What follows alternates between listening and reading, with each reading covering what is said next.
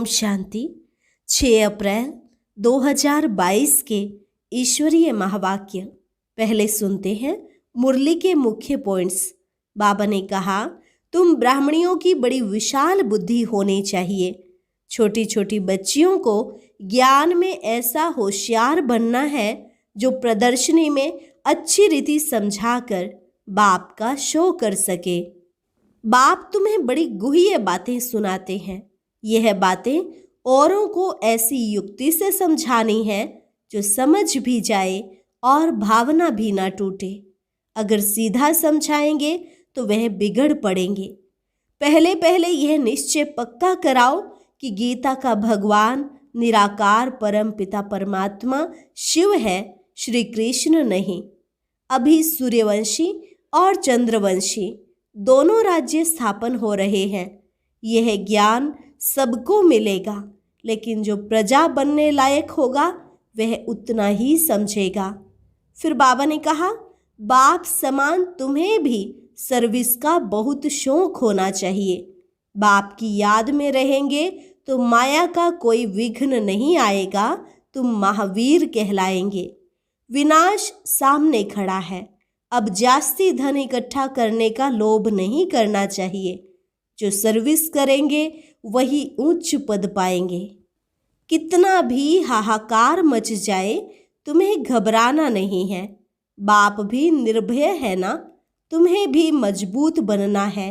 चाहे फैमन आए या लड़ाई लगे, घबराने वाले नापास हो जाएंगे। और लास्ट में बाबा ने कहा, मुझे याद करने से तुम कभी रोगी नहीं बनेंगे।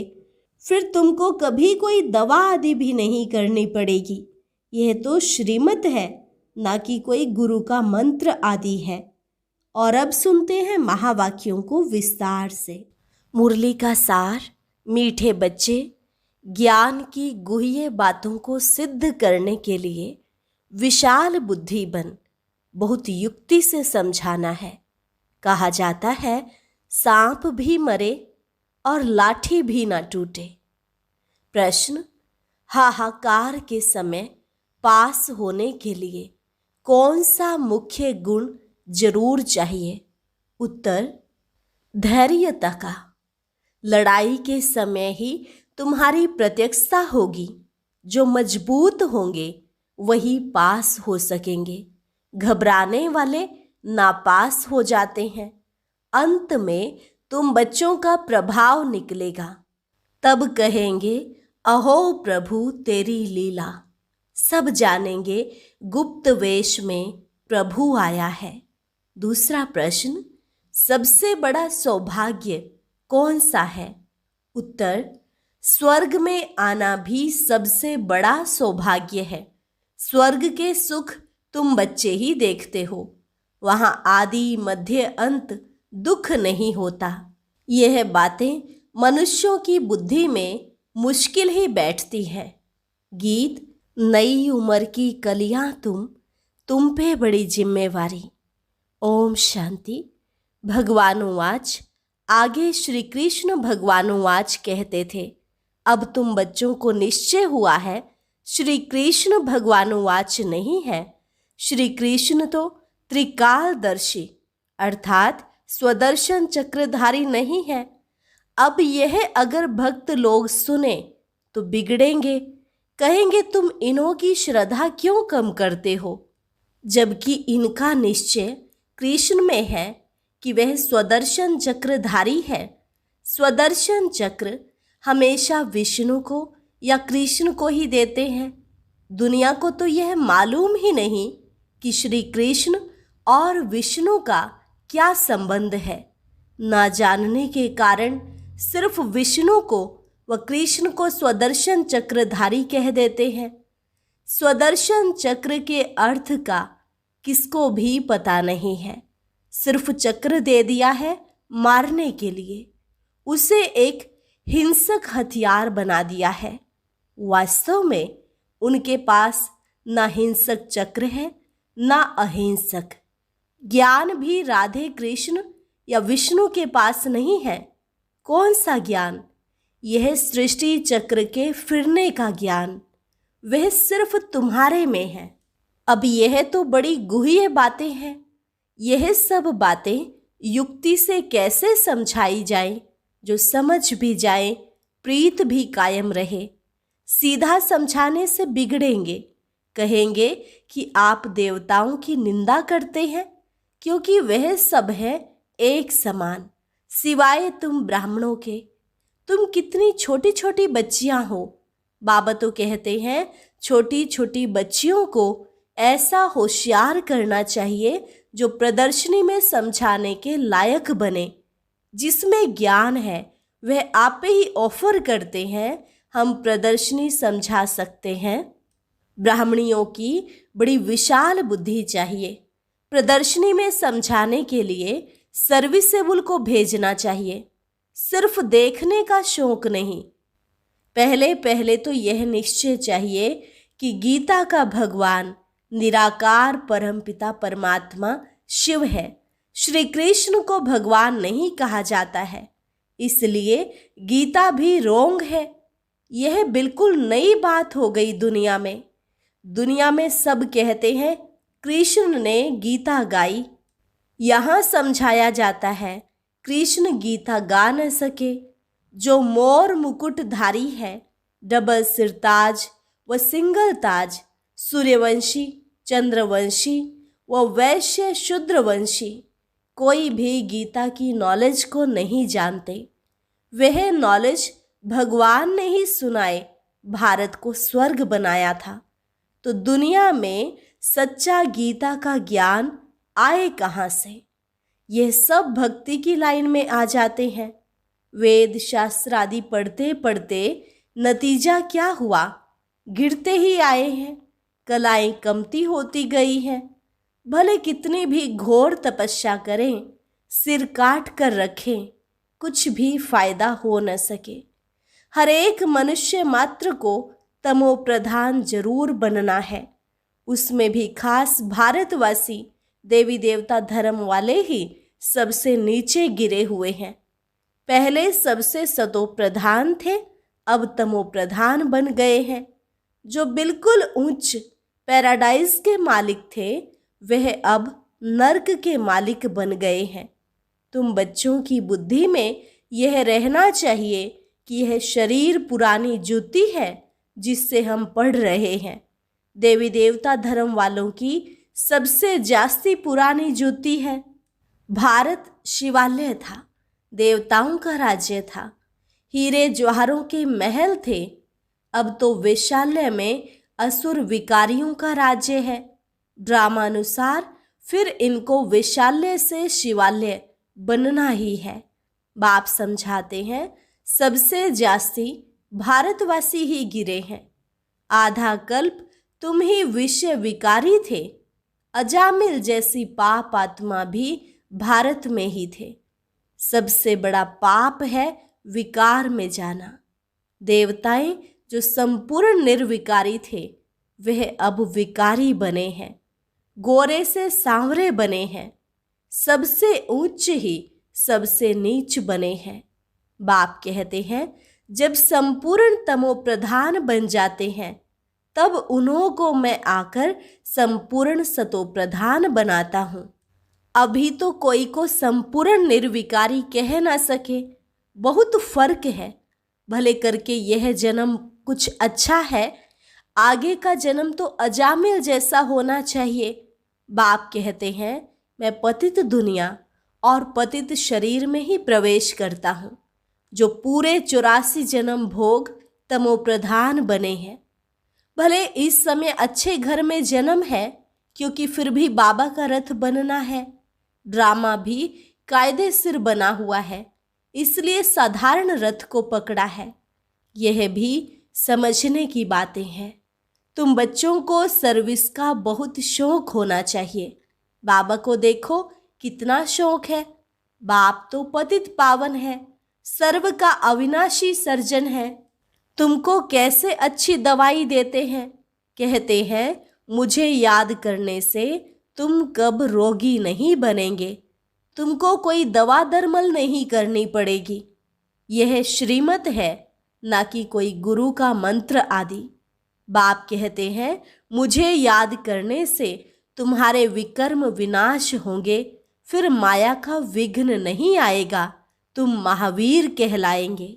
स्कूल में रिजल्ट पिछाड़ी को ही निकलती है, यह भी अंत में मालूम पड़ेगा। जब लड़ाई शुरू होती है तब तुम्हारी भी प्रत्यक्षता होती है। देखेंगे तुम कितने निडर निर्भय बने हो। बाप भी निर्भय है ना। कितना भी हाहाकार मच जाए, धैर्यता से समझाना है कि हमें तो जाना ही है। चलो तो हम चले अपनी मंजिल माउंट आबू, बाबा के पास। घबराना नहीं है, घबराने में भी नापास हो जाते हैं। इतना मजबूत बनना है। पहले पहले आफतें आएंगी फैमन की, बाहर से अनाज आ नहीं सकेगा, मारामारी हो जाएगी। उस समय कितना निडर बनना पड़े। लड़ाई में कितने पहलवान होते हैं। कहते हैं मरना और मारना है, जान का भी डर नहीं है। भले उनको यह भी ज्ञान नहीं है कि शरीर छोड़ दूसरा लेंगे, उनको तो सर्विस करनी है। वो लोग सिखाते हैं, बोलो गुरु नानक की जय, हनुमान की जय। तुम्हारी शिक्षा है शिव बाबा को याद करो। वह नौकरी तो करनी ही है, अथवा देश सेवा तो करनी ही है। जैसे तुम शिव बाबा को याद करते हो, इस प्रकार कोई भी याद नहीं करते हैं। शिव के भगत तो ढेर हैं, परंतु तुमको डायरेक्शन मिलते हैं, शिव बाबा को याद करो। वापिस जाना है, फिर स्वर्ग में आना है। अब सूर्यवंशी चंद्रवंशी दोनों ही राज्य स्थापन हो रहे हैं। यह ज्ञान सबको मिलेगा। जो प्रजा बनने लायक होगा वह उतना ही समझेगा। अंत में तुम्हारा बहुत प्रभाव निकलेगा। तब तो कहेंगे, अहो प्रभु तेरी लीला। जानेंगे कि प्रभु गुप्त वेश में आया है। कोई कहे परमात्मा का व आत्मा का साक्षात्कार हो, परंतु साक्षात्कार से कोई फायदा नहीं है। समझो सिर्फ लाइट चिंगारी देखी, परंतु समझेंगे कुछ भी नहीं कि यह कौन है, किसकी आत्मा है, वह परमात्मा है। देवताओं के साक्षात्कार में फिर भी कुछ भवका होता है, खुशी होती है। यहाँ तो यह भी नहीं जानते कि परमात्मा का रूप क्या है। जितनी पिछाड़ी होती जाएगी तो बाबा बुद्धि का ताला खोलता जाएगा। स्वर्ग में आना यह भी सौभाग्य है। स्वर्ग के सुख और कोई देख न सके। स्वर्ग में यथा राजा रानी तथा प्रजा कहते हैं। अब न्यू दिल्ली नाम रखा है, परंतु न्यू भारत कब था? यह तो पुराना भारत है। नए भारत में सिर्फ देवता थे, बिल्कुल थोड़े थे। अब तो बहुत हैं। कितना रात दिन का फर्क है। अखबार में भी समझा सकते हो। तुम न्यू दिल्ली न्यू भारत कहते हो, परंतु नव भारत न्यू दिल्ली तो नई दुनिया में होगी। वह तो पैराडाइज होगा। सो तुम कैसे बना सकते हो? यहाँ तो अनेक धर्म है, वहाँ एक ही धर्म है। यह सारी समझने की बातें हैं। हम सब मूल वतन से आए हैं। हम सब आत्माएं ज्योतिर्बिंदु स्टार मिशन हैं। जैसे स्टार आकाश में खड़े हैं, कोई गिरते भी नहीं है, ऐसे हम आत्माएं ब्रह्मांड में रहती हैं। बच्चों को अब मालूम पड़ा है कि निर्वाण धाम में आत्मा बोल न सके, क्योंकि शरीर नहीं है। तुम कह सकते हो हम आत्माएं परम धाम की रहने वाली हैं। यह नई बात है। शास्त्रों में लिख दिया है कि आत्मा बुदबुदा है, सागर में समा जाती है। तुम अब जानते हो पतित पावन बाप सबको लेने के लिए आया है। 5000 वर्ष के बाद ही भारत स्वर्ग बनता है। यह ज्ञान किसी की बुद्धि में नहीं है। बाप ही आकर समझाते हैं, हम ही राज्य लेते हैं, हम ही राज्य गवाते हैं। इनकी नो एंड। ड्रामा से कोई छूट नहीं सकता। कितनी सहज बातें हैं, परंतु किसी की भी बुद्धि में ठहरती नहीं है। अभी आत्मा को 84 जन्मों के चक्र का मालूम पड़ा है, जिससे चक्रवर्ती महाराजा महारानी बनते हैं। ये सब खत्म होने वाला है, विनाश सामने खड़ा है। फिर क्यों लोभ जास्ती करें धन इकट्ठा करने का? सर्विसेबल बच्चा है तो उनकी यज्ञ से पालना होती है। सर्विस नहीं करते तो उच्च पद भी नहीं मिलेगा। बाबा से पूछ सकते हो, हम इतनी सर्विस करते हैं जो उच्च पद पाए? बाबा कह देते हैं, आसार ऐसे दिखाई देते हैं जो तुम प्रजा में चले जाएंगे। यहाँ ही मालूम पड़ जाता है। छोटे छोटे बच्चों को भी सिखलाकर इतना होशियार बनाना चाहिए जो प्रदर्शनी में सर्विस करके शो करे। अच्छा, मीठे मीठे सिकिलधे बच्चों प्रति माता पिता बाप दादा का याद प्यार और गुड मॉर्निंग। रूहानी बाप की रूहानी बच्चों को नमस्ते। रूहानी बच्चों की रूहानी बाप दादा को नमस्ते नमस्ते, गुड मॉर्निंग। धारणा के लिए मुख्य सार। पहली पॉइंट, बाप समान निर्भय निडर बनना है। धैर्यता से काम लेना है, घबराना नहीं है। दूसरी पॉइंट, विनाश सामने है, इसलिए जास्ती धन इकट्ठा करने का लोभ नहीं करना है। उच्च पद के लिए ईश्वरीय सेवा कर कमाई जमा करनी है। वरदान, सर्व खजाने जमा कर रूहानी फखुर नशे में रहने वाले बेफिक्र बादशाह भव। सर्व खजाने जमा कर रूहानी फखुर नशे में रहने वाले बेफिक्र बादशाह भव। बाप दादा द्वारा सब बच्चों को अखुट खजाने मिले हैं। जिसने अपने पास जितने खजाने जमा किए हैं उतना उनकी चलन और चेहरे में वह रूहानी नशा दिखाई देता है।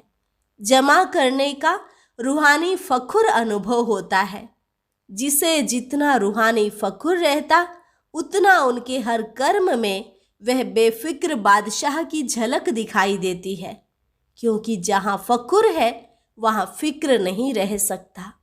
जो ऐसे बेफिक्र बादशाह हैं वह सदा प्रसन्न चित्त है। स्लोगन, ज्ञानी तो आत्मा वह है जो ज्ञान डांस के साथ संस्कार मिलन की डांस जानता है। ज्ञानी तो आत्मा वह है जो ज्ञान डांस के साथ संस्कार मिलन की डांस जानता है। अच्छा, और अब सुनते हैं आज का अव्यक्त ज्ञान मोती। ये एक बहुत संस्कारितापूर्ण वीडियो है, जरूर देखें, कोई भी मिस ना करे।